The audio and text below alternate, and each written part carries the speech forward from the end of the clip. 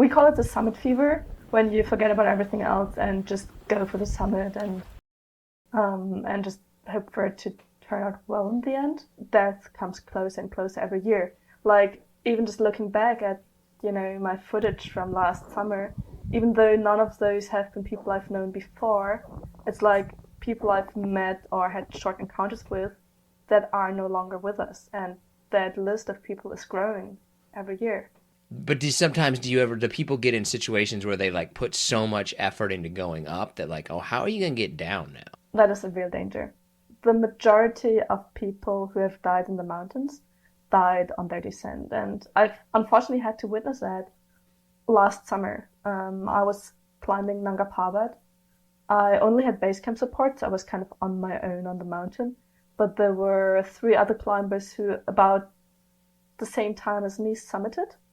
And we all kind of like connected and said like, hey, let's go down now, before it's too late. And one of those climbers got altitude sick, probably already on the way up, but it really emerged on the way down. And eventually we couldn't save him, and he died. And that's the moments where we realize it's a fine line between, summiting, nice, okay, good, but losing your life, that is a whole different thing. And yeah, that's when you realize you got to be extra careful. You can't push to your limit in the mountains.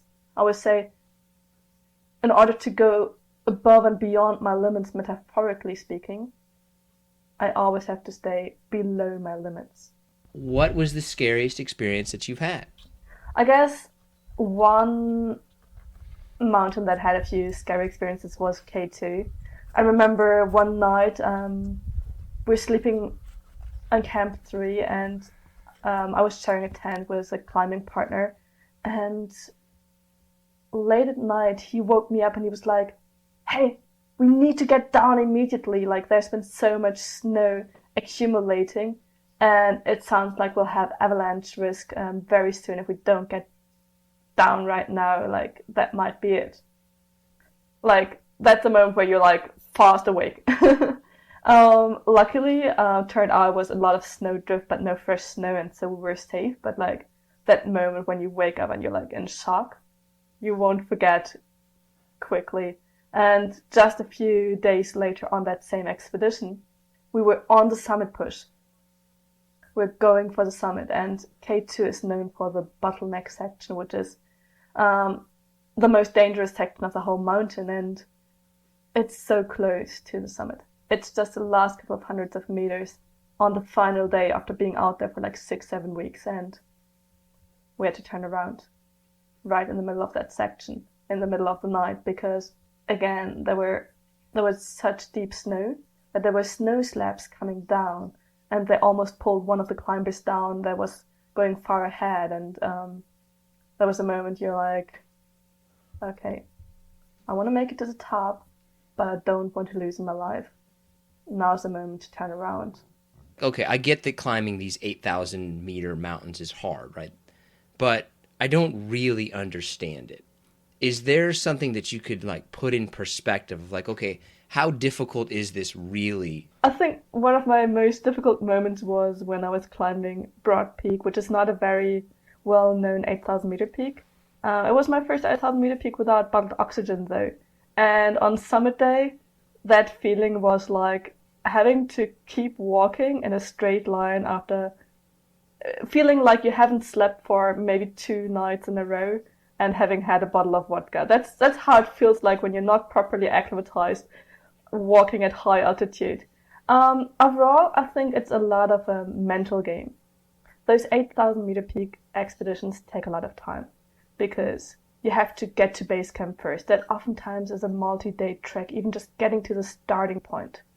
Then from then on, you always need to wait for a good weather window to then go and climb a little bit higher up that mountain, and then come back to base camp again, so that you keep pushing your body to the feeling of altitude, to the lack of oxygen, and allow for it to rest, recover, and adapt, and then you go up again when the next weather window is there.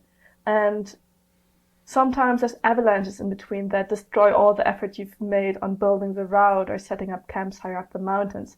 Sometimes there's bad weather for 2 weeks and you can't do anything about that. And then sometimes you don't feel quite ready yet, but the opportunity is there to go and push, and you need to just go grab it and force yourself up that mountain. So a lot of that is a mental challenge of being resilient and being able to adapt to what nature around you dictates. What is the significance of doing it without oxygen? I think climbing with or without bottle oxygen is best compared to doing Tour de France on an e-bike or a normal bike. So it's a huge difference. Like if you're doing Tour de France on an e-bike, I think most of us would be able to do it. Having to do it on a regular bike, not so sure. And so the reason why that's so different is because at altitude, you've got lower air pressure. So with lower air pressure, you've got lower levels of oxygen around you. And that means that at an altitude of 8,000 meters, you have less than 1/3 of the amount of oxygen around you that you'd normally have at sea level, approximately. So even if you wouldn't do any exercise, and actually you're climbing up there, within 24 hours, or maybe 48 hours, you would, generally speaking, die because of the lack of oxygen. And that's why also that altitude is called the death zone in mountaineering. Your blood circulation does not work that well anymore. You'll have much colder extremities like your hands or your feet. You'll be hyperventilating, and thus you'll be inhaling significant amounts of really cold air that will cool you out from inside, no matter how warm your downsuit is, and so on. And so when you use supplemental oxygen, you will alleviate and greatly reduce all those factors and bring down the perceived altitude of the mountain. So even if you're standing on top of like an 8,000 meter peak, the perceived altitude for your body might only be 7,000 or 6,000 or even 5,000, depending on what oxygen system you use. So it's a huge difference in that regard. Do people who climb it without oxygen kind of look down on the people who climb it with oxygen? It's kind of like, yeah, but you did it with oxygen.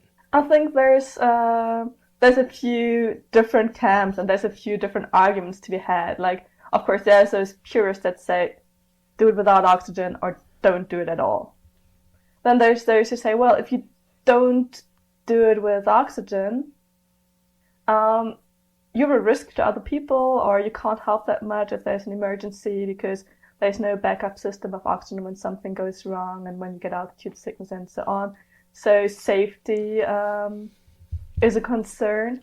And then, there's those who are saying, look, it might be a nice achievement for you personally, but I don't think it's worth taking the risks because, especially with altitude, you oftentimes don't realize you're beyond that limit of where your body can take it.